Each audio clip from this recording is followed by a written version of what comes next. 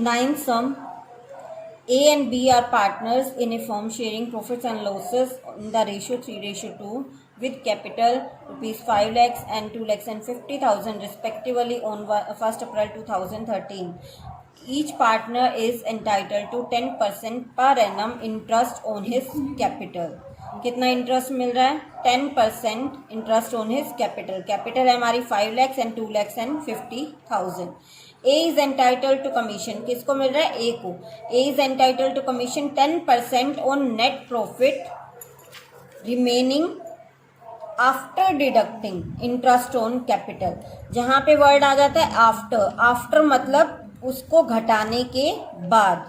deducting interest on capital but before charging any commission. after deducting या charging एक ही word है. मतलब charging का मतलब भी घटाना होता है, डिडक्टिंग का मतलब भी घटाना होता है. कि after charging interest on capital but before charging मतलब बिफोर कमीशन को घटाने से पहले. दोबारा समझेंगे. इंटरेस्ट ऑन कैपिटल को घटाने के बाद आफ्टर, बट एनी कमीशन को घटाने से पहले बिफोर. ए को कमीशन देना है कितना? 10% का. ठीक है.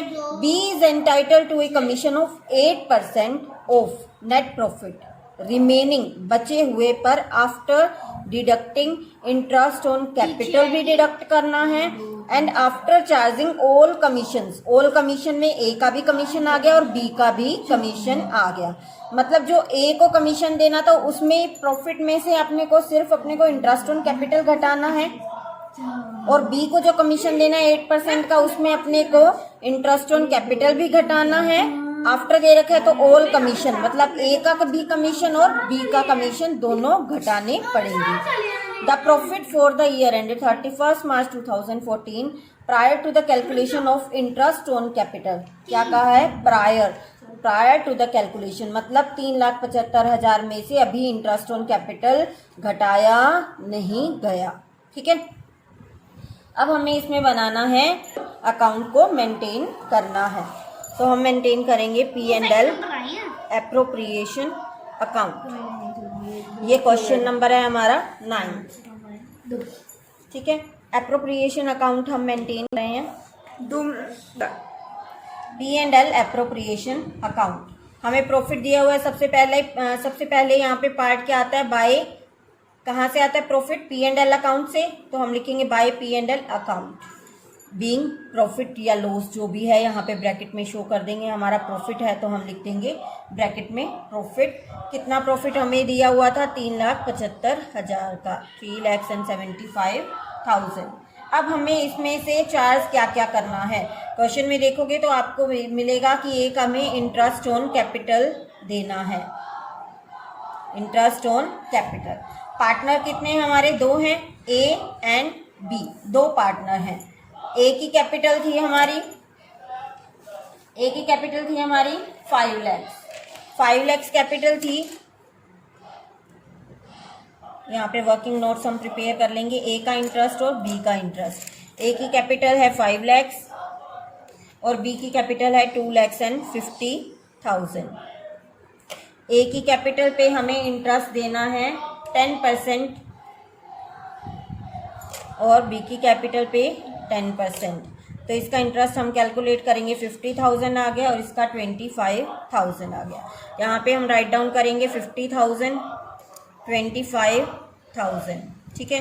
टोटल करके हम सम अप करके यहाँ पे लिख देंगे 75,000. सो हमारा इंटरेस्ट आ गया. अब सेकेंडली उसने कहा है कि ए का कमीशन देना और बी को दोनों को कमीशन देना आपने. तो हम ए का कमीशन कैलकुलेट करेंगे. एज कमीशन के लिए हमें पहले चाहिए प्रॉफिट हम कैसे कैलकुलेट करेंगे? उसने बोला है कि प्रॉफिट आपको चाहिए after interest on capital. A वाले में देखना, A is entitled to commission 10% on net profit remaining after deducting interest on capital. तो हमारा प्रॉफिट यहाँ पे था 3,75,000 और आफ्टर कहा है तो हम इंटरेस्ट ऑन कैपिटल माइनस कर देंगे इसमें से 75,000 का. कितना बचा प्रॉफिट? 3 lakhs बचा. ठीक है. 3 lakhs पे अब अपने को ए को कमीशन देना है, क्योंकि इसने कहा था after deducting interest on capital but before charging any commission. Any commission मतलब ना तो ए का ना बी का घटाना है। 3 lakhs पे अपने को कमीशन देना है 10% का, 10/100। तो यहाँ पे कमीशन आ जाएगा 30,000 का। तो हम यहाँ पे लिख देंगे टू कमीशन, ए का और बी का।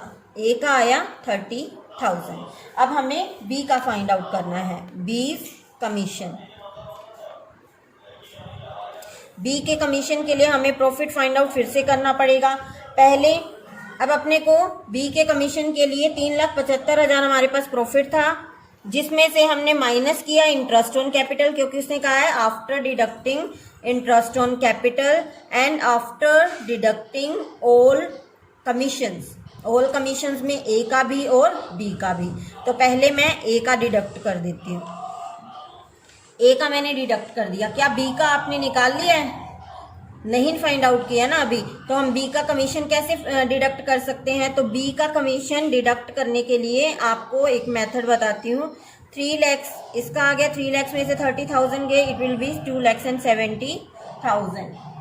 2,70,000। अब 2,70,000 मैंने यहाँ पे राइट किया, ठीक है। अब इसने इंटरेस्ट कितना बताया है? 8% बताया है। 8% बताया है ना, तो 8% बताया है। आपको याद होगा जब आप +1 में मैनेजर्स कमीशन कैलकुलेट करते थे, तो अगर अपने को आफ्टर चार्जिंग सच कमीशन दिया होता था तो हम क्या करते थे? 8/108 करते थे। बिफोर दिया होता था तो हम क्या करते थे? 8/100 कर देते थे। अब हमें क्या दिया है? आफ्टर चार्जिंग ऑल कमीशन, मतलब ए का भी घटा और बी का भी घटा होना चाहिए, मतलब आफ्टर चार्जिंग बीज कमीशन। तो हम क्या करेंगे? इसके मल्टीप्लाई में 8/108। तो हम इसको सॉर्ट आउट करेंगे तो हमारा आंसर आ जाएगा 2,20,000। अब बी का कमीशन आ गया हमारा 20,000, that will be sum of 50,000। बस हमारा सम हो गया। हमें इंटरेस्ट ऑन कैपिटल देना था, कमीशन देना था, पार्टनर्स को दे चुके हम, और कोई टर्म हमारी क्वेश्चन में गिवन नहीं है। सो हम इसको टोटल कर लेंगे। 3,75,000 टोटल, इधर भी 3,75,000 आ जाएगा। कल भी हमने किया था कि जो भी प्रॉफिट बच जाता है वो कहाँ जाता है? पार्टनर्स के कैपिटल अकाउंट में जाता है। Partners capital account, A B दो पार्टनर हैं हमारे।